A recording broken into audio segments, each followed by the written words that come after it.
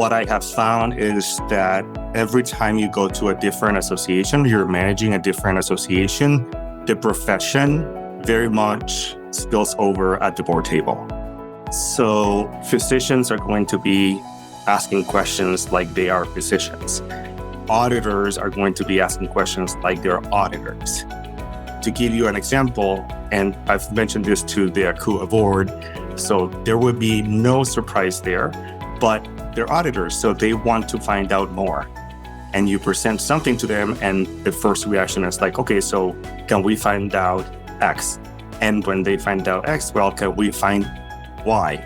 And it keeps digging because as an auditor, that's your job. You need to make sure that things are being taken care of in the right way.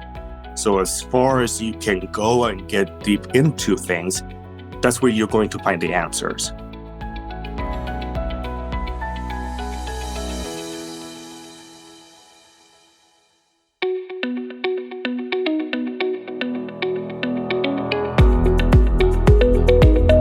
This is Associations Thrive, the podcast celebrating successful associations and their leaders.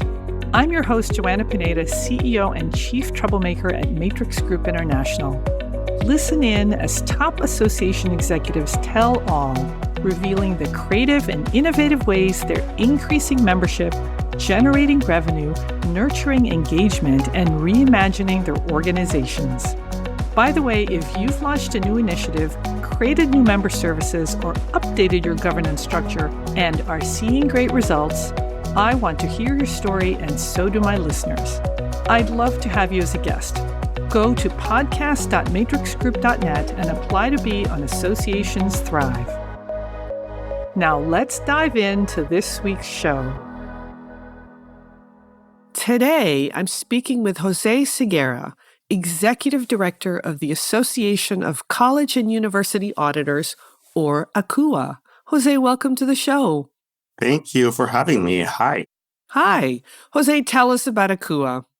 ACUA is an organization for internal auditors in higher education. So universities and colleges, they typically have an auditor to monitor different processes, for example, any accreditations, research, and including financials, but it's not just specific to financials. So these folks basically go to all areas of the universities and make sure that things are happening the way they need to be done. And Jose, I bet that they have teams of people doing this work because these universities are huge and they have tentacles into so many areas. Yes, and some of them only have one person. And some of them have none. So that is a big discrepancy among universities right now. Some of them do outsource the role to other companies or for-profit companies, but others do keep at least one person, the chief auditor, in-house, or they have the entire team in-house. So it very much depends on how the university wants to take care of that role. Jose, what are some of the issues that university auditors are facing these days in their jobs? What's keeping them up at night? There are quite a few things. Right now, few important ones relate to athletics.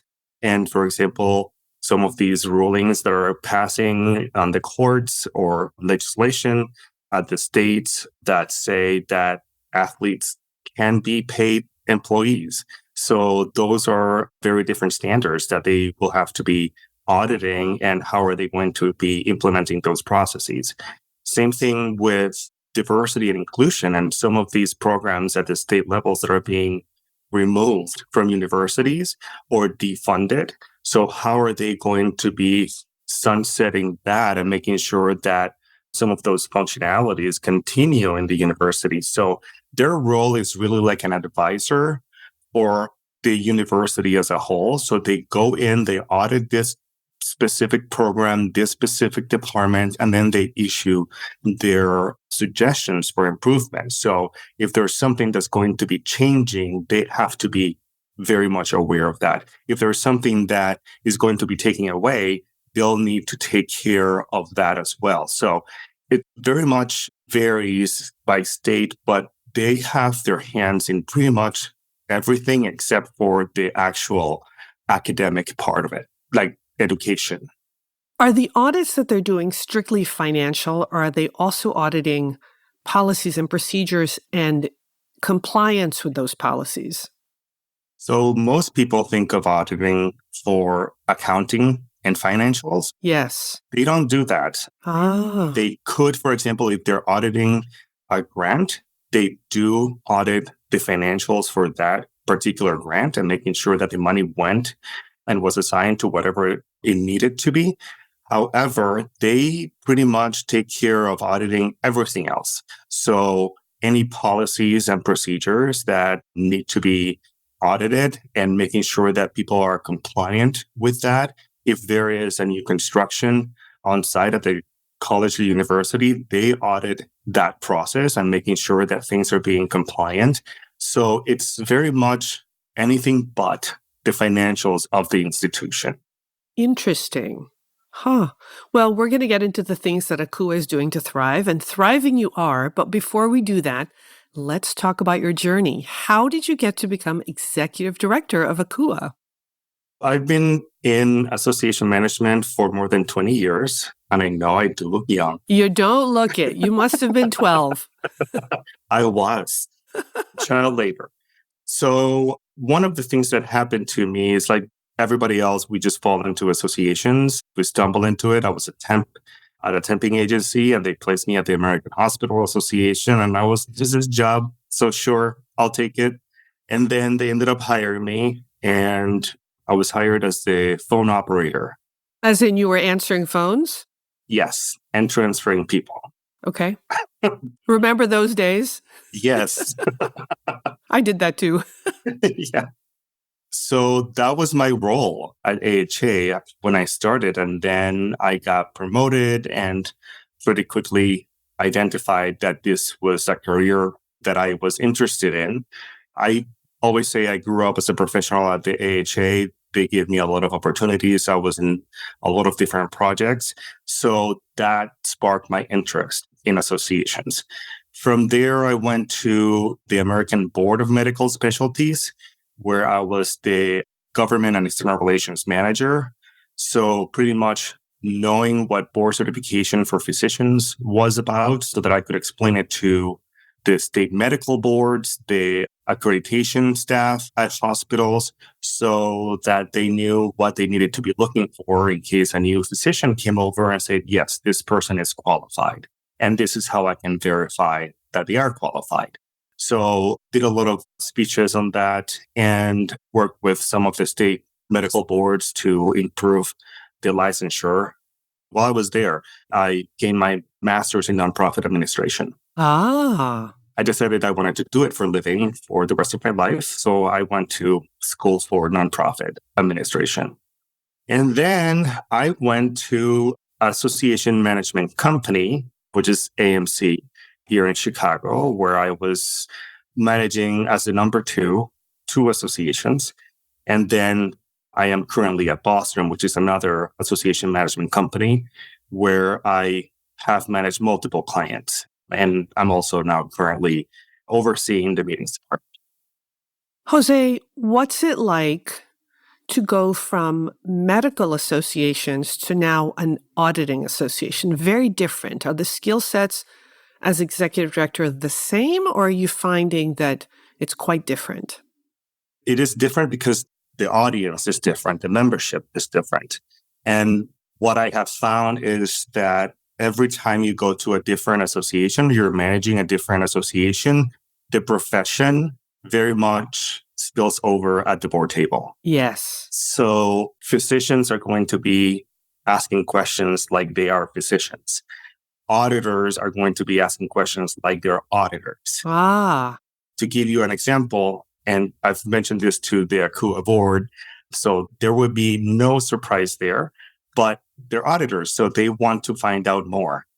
And you present something to them, and the first reaction is like, okay, so can we find out X?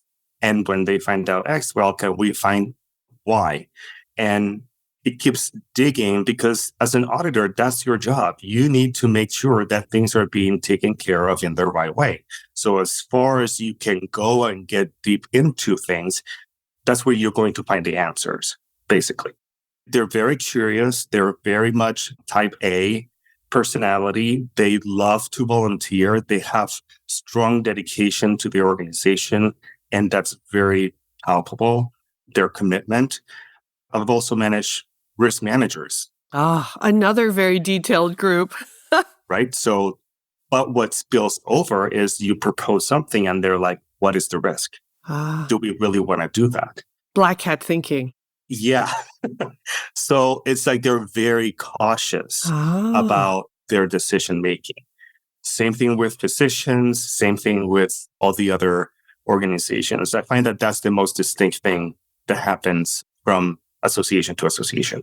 Boy, that's really great insight. It sounds like how you deal with the board and the leadership is quite different based on the profession. Yes. But you also said something really interesting. You said that until recently you were managing 2 associations, and that's because sometimes with an association management company, associations will allow themselves to be managed by an AMC because they don't have the budget necessarily for full-time staff, but they get benefit of part-time staff.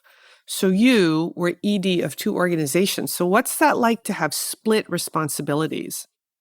That I will have to say it can be great and it can be stressful. Yeah. And sometimes both at the same time. Right. So to give you an example, I've had to manage 2 different organizations where both of their annual meetings were in the same month. Oh. So with an annual conference comes the board meeting and all the networking activities, the education, travel, all of that. So my September this past year was quite hectic.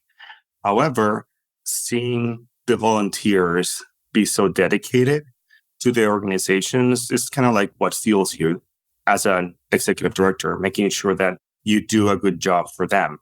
And, it can be frustrating because you want to dedicate time to the client, to the association, and making sure that you do things very well for them. But then they're like, okay, we're only paying you for 40% of your time. So you also have to respect that and say, we can do this. Let's make sure we set some type of volunteer task force so that you can complement what staff is doing. Well, speaking of members, let's turn to ACUA and let's talk about the things that the organization is doing to thrive. You say that one thing that's really helping you to really grow and thrive as an organization is your community. Tell us about it. The community at ACUA is stellar. A couple of different things when I say community. Number one is the platform that we have for the online community is active. People are engaged. We have the board and committees set up with their own communities so they can go in and collaboration is a little bit easier. So that is one aspect of it. But the sense of community that they have spills over in the platform. That sense of, we are auditors and we need to support each other. An example, some states have been getting rid of their auditing shop and outsourcing that. So let's get together and create the benefit of having an internal auditor that is not outsourced. Let's get together and these things change in the athletic programs nationwide. Let's do a Kickstarter, what they are called. And the community there, their volunteers put together those resources for their peers somewhere else. So they very much see themselves in a very collaborative way. And it's, I believe, what makes them excel in what they do as a profession and as an association. Are there specific things that you are doing to really cultivate the community? Like, for example, does ACUA have a community manager on staff, or how does that work? What are you doing to really nurture that community? So one of the things that they do have is a volunteer that works on the communities and makes sure that things are answered. If there's somebody that posts something and nobody really knows the answer, then, that person goes back and makes sure that, he facilitates an answer for that one person. Ah, We don't have someone specific in staff to have that role, but they do from the volunteer perspective.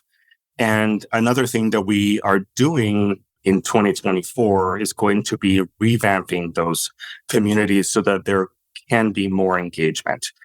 I've been with ACUA for about a year, serving as their executive director.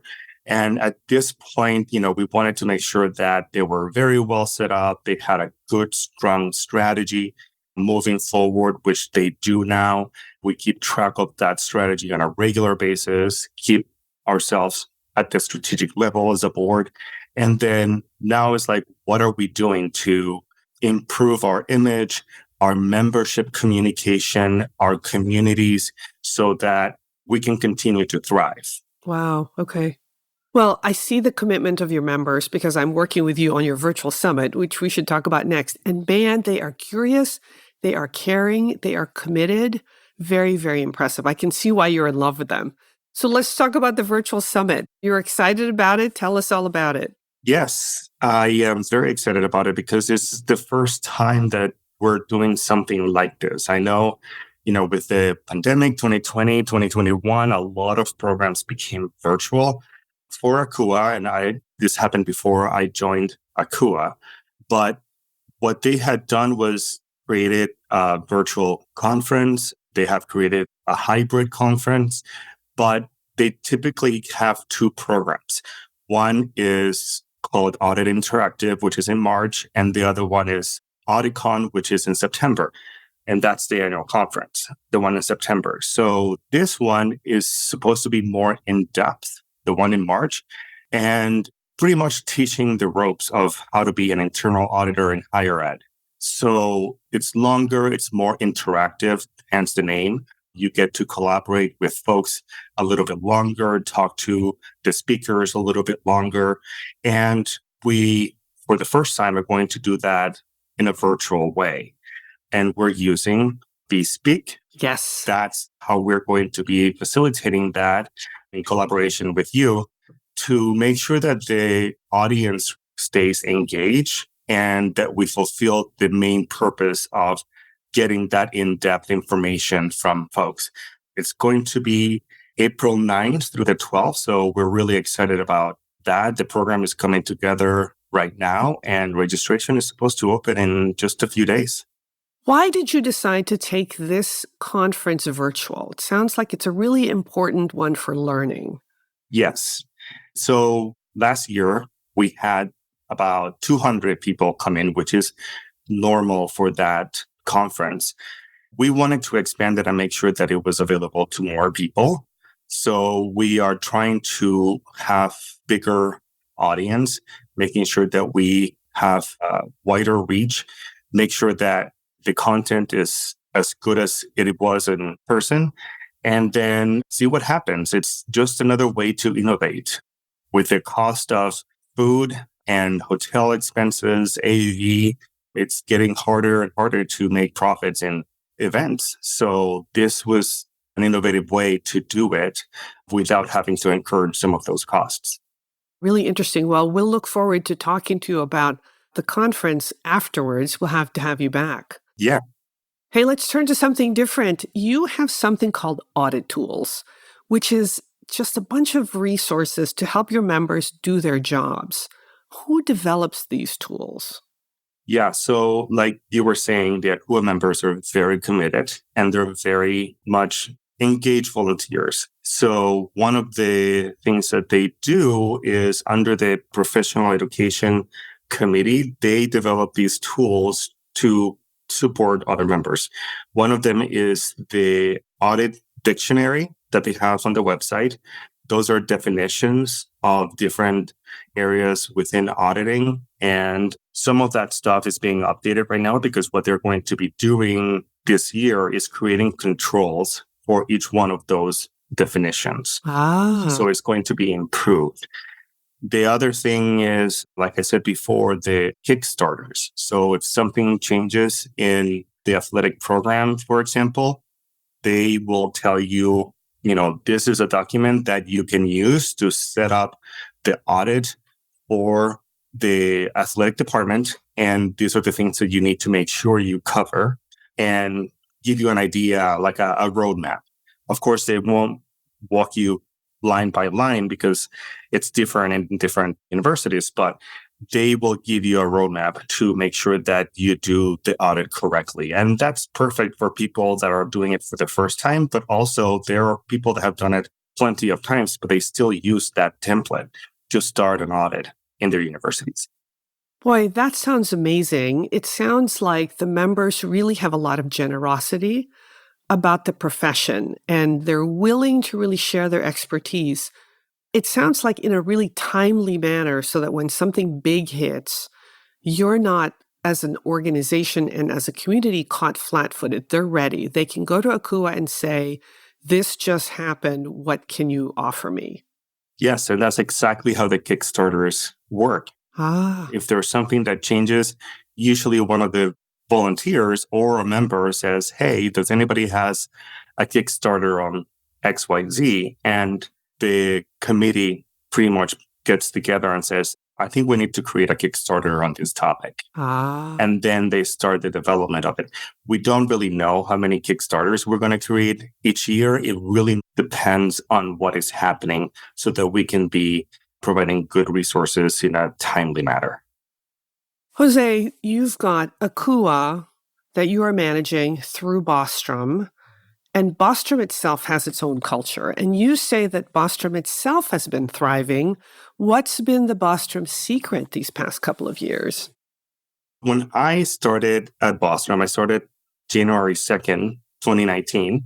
So I'm right at the 5-year mark. And they already had a good program for diversity and inclusion. And when I started, I wanted to get engaged with that. I talked to HR. They were like, sure, come to this topic discussions that we're going to have and create a culture map. So we were evaluating the culture of Bostrom overall. What we did then was create a statement on diversity and started implementing different things to make sure that we maintain the culture of Bostrom. The culture of Bostrom is pretty much laid back, very collaborative, very much a matrix organization. Your team is like not necessarily all reporting to you, but you collaborate with all these people to make sure that different clients continue to succeed in what they do in their mission. As an example, one of the things that we did to make sure that we foster diversity was include a step in the recruitment process so that there was one person from the DEI team interviewing for diversity, the candidates. So, for example, I would have 30 minutes with every candidate to say, this is why DEI is so important to us. This is why our culture is very important to us. Like, tell me how you're going to be fitting in this environment. What have you done similarly before? Like, how would you integrate this into your like everyday processes that you're going to be doing and working with different teams? So we started analyzing those answers and then from there determining equally as their skills, like, yes, this person would be a great fit for us. This person likes change. We have changed so much in the last 3 years. So that's an important part of Bostrom. And the innovation part, like right now we're talking about AI, right? So we have a task force working on that, identifying tools that we can use for our members and engage our members with AI. Of course, there's a big unknown and nobody really knows which tool is going to survive and which one is the best. So there are people at Bostrom actually analyzing all of that and then making recommendations moving forward so that our members can benefit from some streamlining, from any automation that these tools can provide. Right. What I'm hearing is that Bostrom has a very intentional culture, intentional about maintaining the culture, about bringing in diverse perspectives, but also being intentional in how you're going to innovate and use forward-thinking tools. Yes. Amazing. Hey, before we go, I have to talk to you about Association Latinos. You are a board member, and last year you had your first ever awards ceremony. I don't know how you fit this all in. What does this mean to you? It's been an amazing journey for Association Latinos. I am one of the 5 founders. We just expanded the board for the first time. So we have 2 new board members this year. The organization continues to grow. And as part of that growth last year, we decided to create 2 different awards. One for a more senior person, Hispanic in association, and another one for a more junior one. And last October, we moved forward with awarding those individuals with the inaugural awards. So it was amazing. It was a challenge that we started the year in 2023, and we were like, it's January, but like, are we sure we can do this? Because we don't have criteria for awards. We've never done an award ceremony before. So we were all like trying to get this together, but with the goal that we were going to have an event to give out the awards in October for Hispanic Heritage Month. So you graciously hosted us in one of the events. We had one in Chicago and one in DC, and we were able to multicast that and make sure that people saw what was happening in DC versus what was happening in Chicago. So it was an amazing, fulfilling event, and I can't wait to do it again this year. Well, I hope I get to be part of it again because it was so meaningful to me to be able to see the first time Association Latinos really offering up these awards and recognizing these amazing professionals. Yeah, I mean, part of the mission of Association Latinos is to elevate the profile of different Latinos in associations. So that's a very important part of what we need to do, right? Recognize these individuals, put their faces out there, making sure that people know about what they're doing. Well, Jose, this has been an amazing and insightful interview, and I hope that I had a small part in elevating you and ACUA to the greater association community. I hope you will come back in the future to tell us about all the amazing things that you're doing. Thank you. Thank you.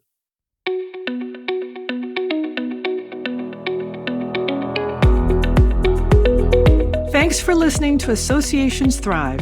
We're so glad to have you here. You know, my personal mission and the mission of my company, Matrix Group International, is to help associations and nonprofits increase membership, generate revenue, and thrive in the digital space.